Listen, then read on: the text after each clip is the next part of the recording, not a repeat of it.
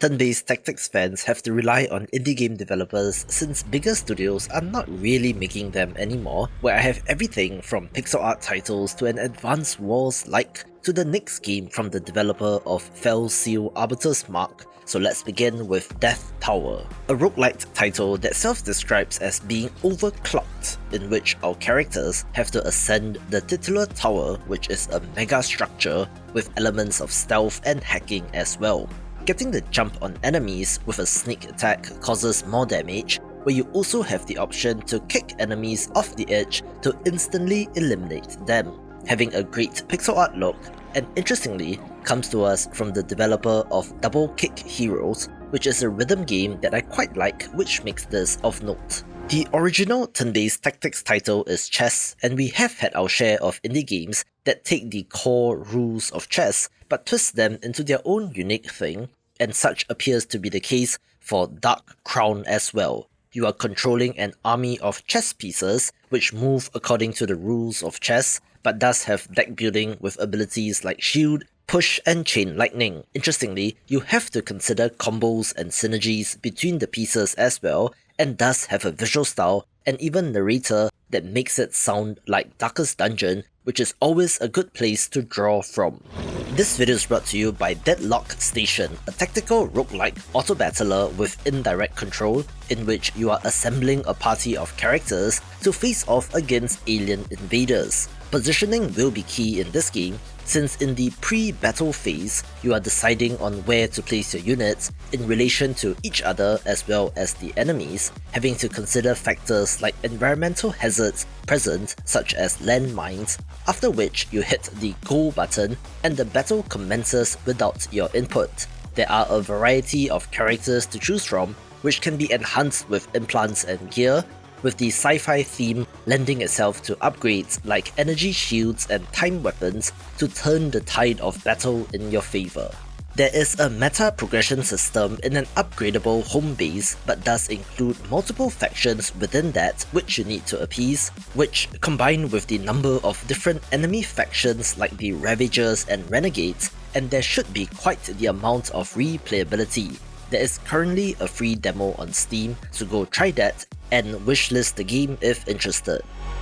The developer of Inkshade did reach out, where this is a turn-based tactics title that uses wooden miniature looking pieces with a look and vibe similar to Inscription due to the presence of an otherworldly game master. You see, the Hex Grid board and the gameplay parts of this title is actually a game within the game where you play as a captain searching for a mysterious realm known as the Abyss. To do so, you have to conquer an entire continent, acquire an airship, and sail into cursed skies, looking to have layers upon layers in the game itself. You will have to gather a crew of pieces and to use them in conjunction with each other, where you can get new pieces by recruiting fallen foes as well. This is on top of the meta layer of the game of the game master and room that you are in, since that too contains puzzles and secrets, so it's an intriguing prospect and looks absolutely fantastic.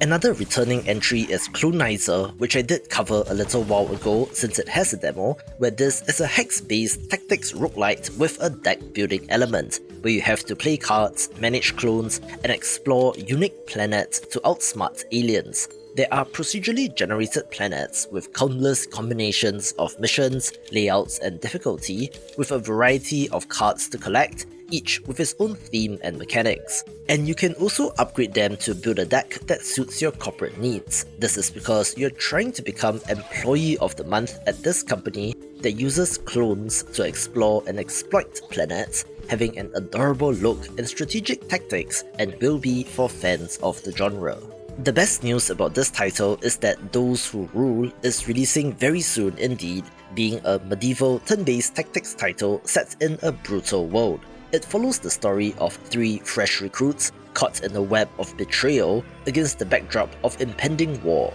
This low fantasy, morally ambiguous world will provide plenty of opportunities for the developer to tell an interesting story with RPG-style progression for your party and a customizable equipment system. This has classic hex grid based tactics action, and it does appear that you can control quite a number of units, so maybe on the level of a Fire Emblem, but with 3 main characters and the rest being randomly generated recruitable units. You can make impactful decisions which will affect the story and the fate of the world, and thus have an interesting visual style even if the character models are from that all too commonly used free asset pack. Another roguelite tactics title of interest is Endless Tactics, but this time you assume the command of a high-risk planetary mining expedition. You must defend your base from relentless hordes of alien creatures while harvesting valuable resources and dealing with hazardous planetary events such as meteor showers and earthquakes. As is roguelite fashion, when you do eventually get overrun, you can extract back to your orbiting spaceship to re-arm and unlock permanent upgrades, giving you a better shot for your next attempt. There will also be new worlds to unlock, each presenting its own unique challenges and opportunities. This looks Advance Wars adjacent, but a bit more sci-fi since you have a diverse array of units, from military vehicles to towering mechs, with the variety of procedurally generated levels combined with the permanent and randomized in-run upgrades, and you have a title that is potentially infinitely replayable. Also, there are powerful alien artifacts to uncover, which can literally change the entire game, such as one that forces all units to move diagonally like in checkers, or making everything do double damage, including your own units, enemy aliens, and environmental hazards, all wrapped up with a fantastic pixel art look. I promise this is not all roguelites, but Star Vaders is another one of these, also being a vibrant pixel art entry, but interestingly, looks to have Space Invaders inspiration, with enemies descending from the top of the screen. Also, you play as a pilot in a powerful mech, but critically, are only controlling one unit as compared to the hordes of enemies. However, the variation comes in the form of the 3 mechs, which are very different, along with a variety of pilots, and I think that you can mix and match the 2 elements, and combine with powerful in-run relics and unlocking new cards, pilots, enemies, and bosses after every run does seem like a fantastic roguelite experience. This looks like a game from Klei Entertainment, but it is not, instead coming to us from the developer of the co-op roguelite Ship of Fools, who took to Kickstarter to fund Don't Kill Them All, which was successful. This is a turn-based tactics title with a base building element, but it is not your typical entry in the genre, since you play as a self-proclaimed life coach tasked with helping orcs develop mindfulness by discovering their passions, navigating emotions, and building healthy relationships. Orcs, as is their stereotype, are often blinded by rage, where a simple raid for wood can quickly turn into a massacre. So the bold suggestion that you propose is, what if we don't kill them all? Orcs have a limited amount of listening comprehension, so you need to strategically instruct them on what to do, so that they don't accidentally destroy the resources that you want to collect, and must give the command to pull out and retreat to keep your orcs safe and healthy. There is a base building element, which is the permanent progression, and with enough mindfulness, your camp can actually flourish due to gardening, meditation, and more. Another sweet looking tactics title is Dice Gambit, adding dice to the classic genre, in which you play as a family of inquisitors who have to hunt down chromatic monsters in the city, while still having to navigate the treacherous political landscape among the city elites. This larger management layer involves establishing the legacy of your family through marrying characters off to partners with the right combination of skills, with new heroes having a mix of inherited powers from their parents and will be critical for the longevity of your clan. You can form alliances with other noble families and to use their influence to open doors of opportunity and to unlock powerful skills, all as you participate in classic turn-based combat with the ability to combine or even re-roll dice, and has a sick look as well. This pretty much looks like an XCOM game, since in Every Day We Fight, you command a band of resistance fighters battling an alien invasion. However, Instead of specialized soldiers, you are commanding everyday people and must shape these ordinary citizens into heroes, having a bit in common with Mutant Year Zero since it mixes real-time exploration, where you are wandering the streets in search of weapons and resources while trying to get the jump on enemies, which then snaps into turn-based combat that does go so far as to zoom into a behind-the-back camera angle when firing your weapons. Interestingly, this has direct control in combat, where you are manually aiming the weapons, with I believe some degree of ballistic modeling to determine hit chance. This is a roguelite title where your characters are trapped in a time loop, so the developers explain why this is occurring, which I do appreciate. There's a larger narrative centered around the time loop itself, as every enemy leader that you kill causes the time loop to shift forward and brings the Forever War one step closer to being ended, and certainly has potential. This next title just looks cool and is a medieval fantasy turn-based tactics title named Fight Life Vanguard, in which you accompany the Divine Spirit, a forgotten god who was betrayed by his human apprentice long ago, which appears to have turned into the Void God, where the Divine Spirit is now on a quest to save humankind from him. You are recruiting and training a party of characters from a ragtag group of adventurers into legendary heroes, choosing from character classes like Highwayman, Priest, and Hoplite, and upgrading them along your journey. If you are sick of roguelites, you'll be glad to know that this has 4 chapters and appears to be a linear, narratively driven title with a definitive end. Another long in development title is Project Haven, where news with regards to this game is that it now has a 2025 release window in which you lead a mercenary company known as the Steel Dragons, taking on contracts to survive in this brutal world. You will fight against gangsters, rival mercenaries, and even corrupt government forces, having plenty of customization and upgrade options for your crew. It does kind of resemble XCOM, but seems to include stealth elements and even action outside of combat, such as unlocking doors, and there's also no mention of permadeath of characters, so maybe they will end up incapacitated but recoverable should they fall during a mission. I did think that Project Haven was a codename that would have been changed by now, but apparently they are just going to go with it, so let's see how it does when it releases. If you're into hex grid based tactical strategy titles, you might have come across War Tau from 2018,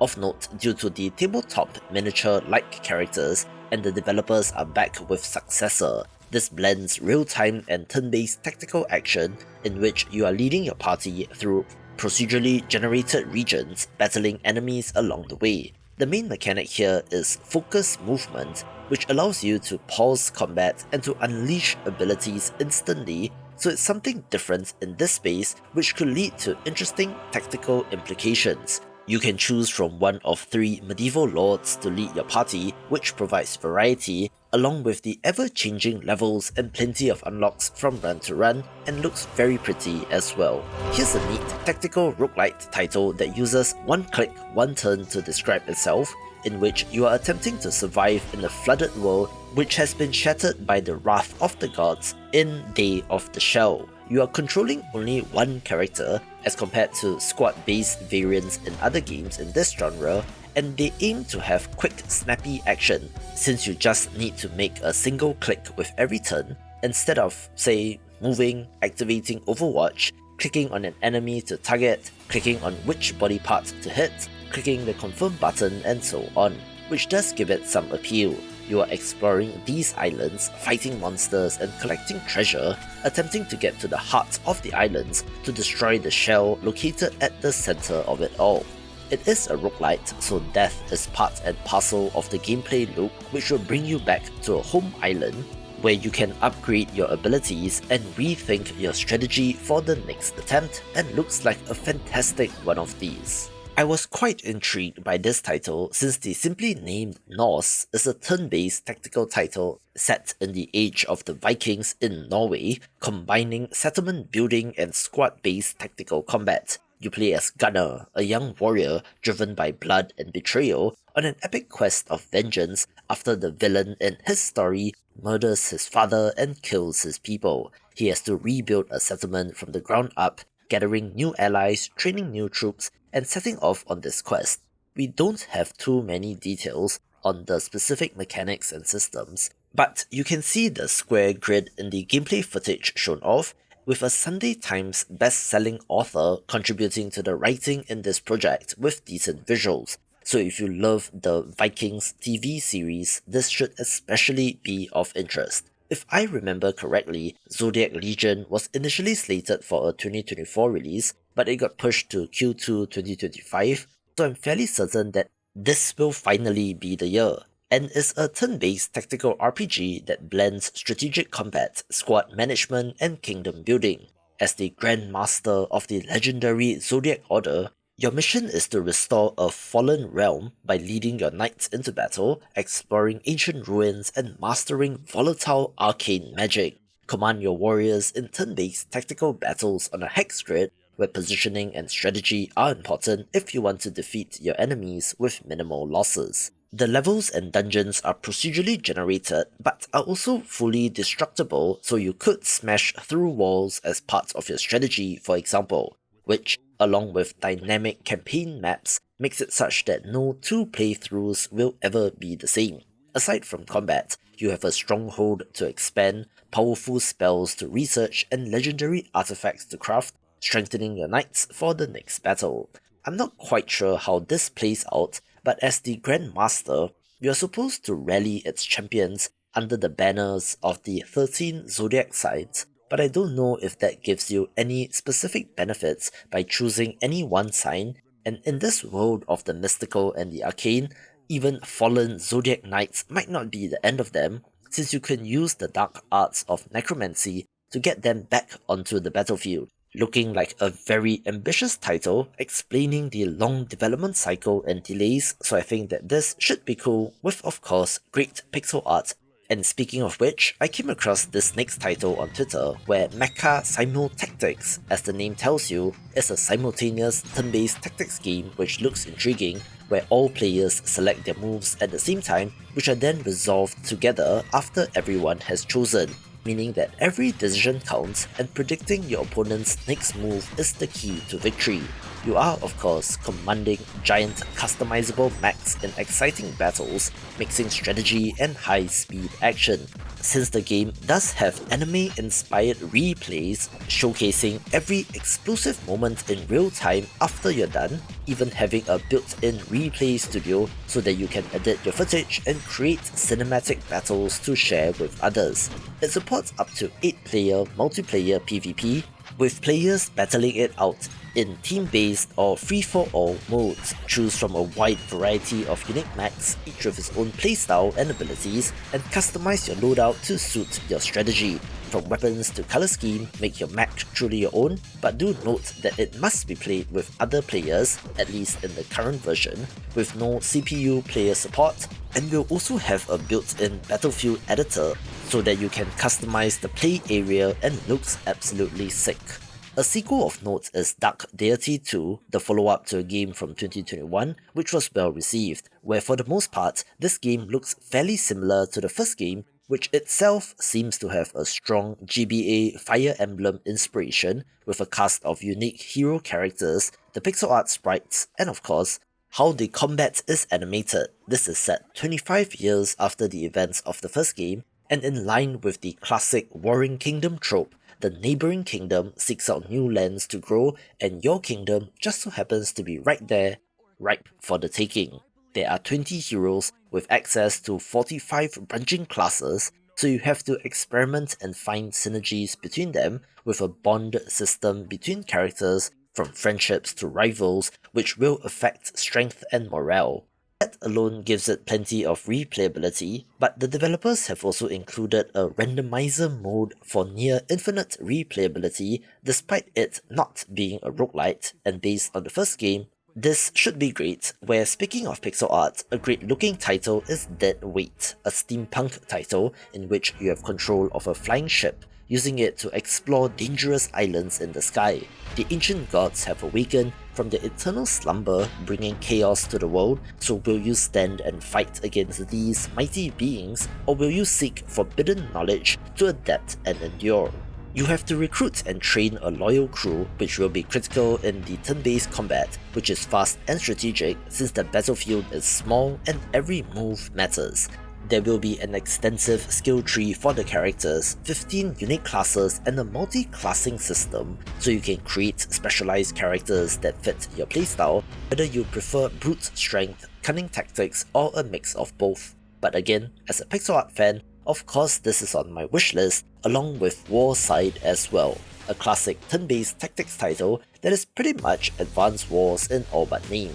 having a modern military theme, the ability to capture buildings which can then produce units, and even down to the way the combat is animated, with the multiple units on each side of the screen. But since Nintendo isn't really doing anything with that IP, why not just remake it for a new generation? This has 30 unique unit types across air, land and sea, with tanks and artillery to submarines, fighter jets and more, with even more variation within infantry units like riflemen, medics and sniper squads, having a rock-paper-scissors-like system to how combat works. There are 14 unique commanders with special powers, cross-platform multiplayer, a built-in mission editor and more, with it initially slated for release on 28 January 2025, but it got delayed, so I'm guessing we'll get a date soon, with another gorgeous pixel art title of interest being Pathbreaker's Roaming Blades, the next game from the developer of Fell Seal Arbiter's Mark,